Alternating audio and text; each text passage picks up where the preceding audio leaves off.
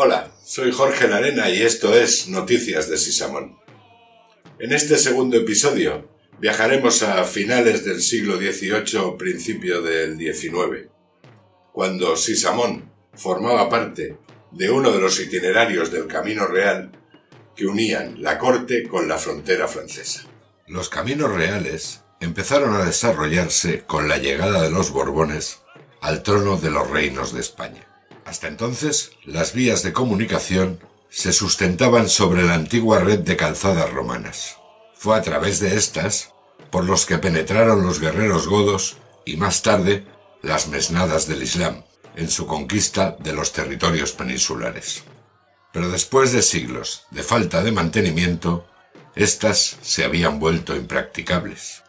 Felipe V, en 1711, a imitación del modelo francés, creó el Real Cuerpo de Ingenieros Militares, y a partir de ahí empezaron a desarrollarse planes para crear una red de caminos que sustituyera las antiguas calzadas. Durante varias décadas se sucedieron proyectos y se construyeron diversos tramos, pero el impulso definitivo para la creación de los grandes caminos reales llegó con Carlos III y su decreto de 1761 para la construcción de caminos rectos y sólidos. En 1785, con una buena parte de esos caminos ya en uso, se promulgó en el Reino de Aragón la Instrucción de Caminos, que trataba de asegurar su mantenimiento a costa de los habitantes de los pueblos por los que pasaban. Todos los meses del año saldrán todos los vecinos por cuadrillas al reparo y composición de caminos reales y públicos, alternando unos días unos y otros, sin excepción alguna. Esa situación se mantuvo hasta que, en el año 1852, bajo el reinado de Isabel II, se creó el Cuerpo de Peones Camineros. Sisamón formaba parte de la ruta de uno de esos caminos, que unía la corte con Zaragoza, Barcelona y la frontera francesa.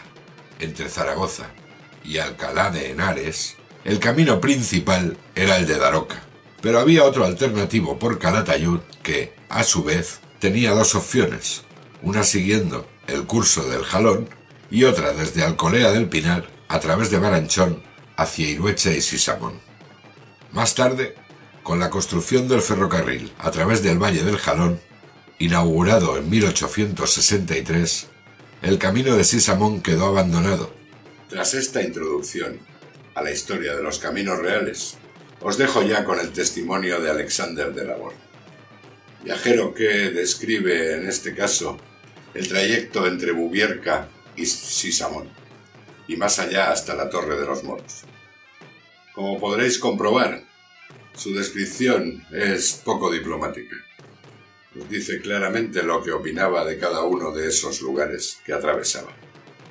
Llegamos a Ubierca, pueblo miserable, construido en anfiteatro, y una media hora después a Alhama de los Baños, otro pueblo todavía más miserable. Este último lugar fue anteriormente una plaza fuerte poseída durante mucho tiempo por los moros, y conquistado junto a otros pueblos por Alfonso, rey de Aragón. Se encuentra en el Jalón, al pie de elevadas montañas en las que se ven viviendas subterráneas excavadas en el monte, que sirven de asilo a la miseria de algunas de las gentes de este país. Este pueblo ya no es recomendable hoy, salvo por los baños de aguas termales, que están a un tiro de fusil de la población, y tienen propiedades contra el reumatismo y dolores crónicos.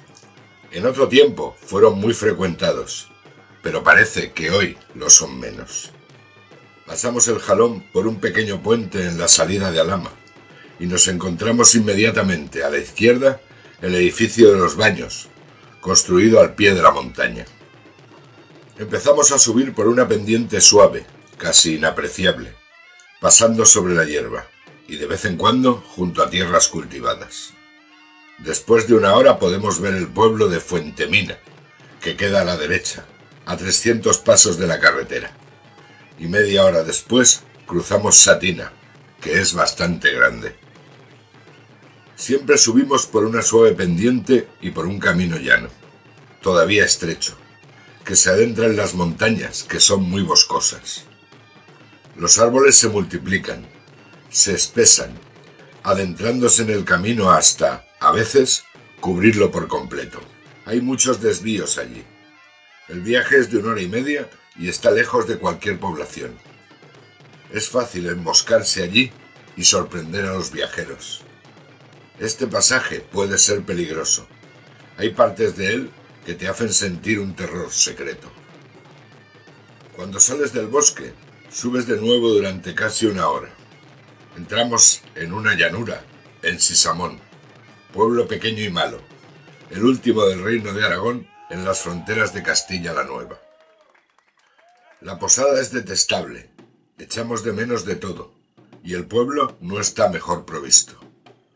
Está ubicado a la entrada de la inmensa llanura llamada Las Serranías, colocado en la cima de montañas muy altas, que forman parte de la Sierra de Cuenca. Uno la cruza a la salida de Sisamón, por un camino sencillo y hermoso, más que nada por la naturaleza. Hay partes sin cultivar y otras cultivadas.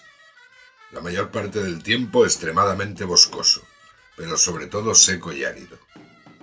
A casi 3/4 de hora podemos ver, a la derecha, en una pequeña altura, una pequeña torre cuadrada que marca los límites de Aragón y Castilla la Nueva. Y casi de inmediato nos adentramos en esta última provincia. Supongo que no te habrá gustado mucho escuchar las palabras que el amigo Labor dedicó a Sisamón y a otros pueblos de su camino. Tengo que reconocer que a mí me dolió cuando leí el original en francés y estaba traduciendo el texto, me dolió un poquito. Pero reflexionando sobre ello, es cuestión de poner las cosas en su contexto. La brecha entre la manera de vivir en unos lugares y en otros era entonces muy grande. Hay que tener en cuenta que Alexander de Labor era un aristócrata, criado en la corte del Imperio Austrohúngaro, en Viena, y que después vivió todo el tiempo muy cerca del poder, en Francia o en la embajada francesa en Madrid. Un hombre acostumbrado a tener todos los lujos de la época. Y naturalmente, en estos pueblos no había lujos. En estos pueblos la vida era dura. Y esas son las carencias que él ve. Y por eso usa esos calificativos. Pero lo importante y lo significativo es que tenemos un testimonio de hace más de 200 años que nos indica que Sisamón era entonces un lugar importante en el paso de los caminos entre la corte y la frontera francesa. Y hasta aquí este episodio de Noticias de Sisamón.